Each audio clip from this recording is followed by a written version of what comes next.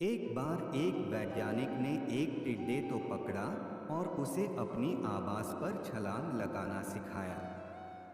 वैज्ञानिक टिड्डे से कहता कूदो, टिड्डा उसके आवाज सुनते ही जोर से छलांग लगा देता। अब वह वैज्ञानिक था तो प्रयोग करना बनता ही था। उन्होंने टिड्डे की छलांग पर प्रयोग किया।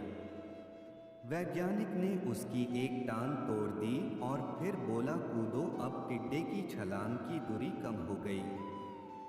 वैज्ञानिक ने उसकी दूसरी टांग तोड़ दी और फिर बोला कूदो। टिड्डे की छलांग और कम हो गई।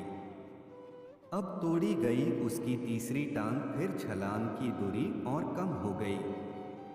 एक एक करके बेचारे टिड्डे की सारी टांगें तोड़ दी गई। अब आखिरी टांग टूटने पर जब उससे कहा गया कूदो तो वह हिल भी नहीं पाया। अब वैज्ञानिक ने अपना निष्कर्ष अपनी डायरी में लिखा। जानते हो उसने क्या लिखा? जब टिड्डे की एक टांग तोड़ी गई तो वह थोड़ा बहरा हो गया। जब उसकी दूसरी टांग तोड़ी गई तो वो और बहरा हो गया।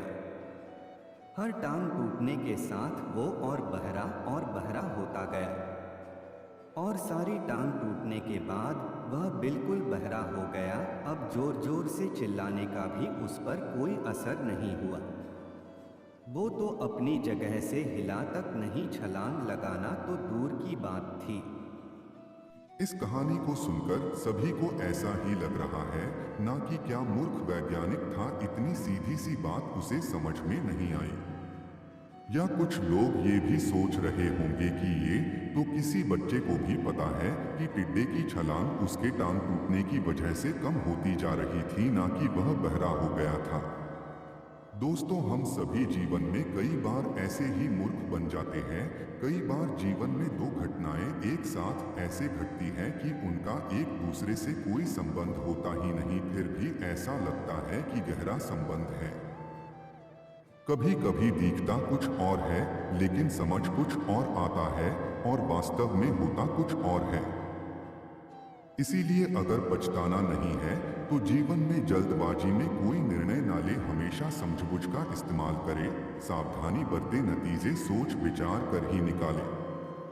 दोस्तों, आपको मोटिवेशन की आग पर ये छोटी छोटी कहानियां और सिख कैसी लग रही है?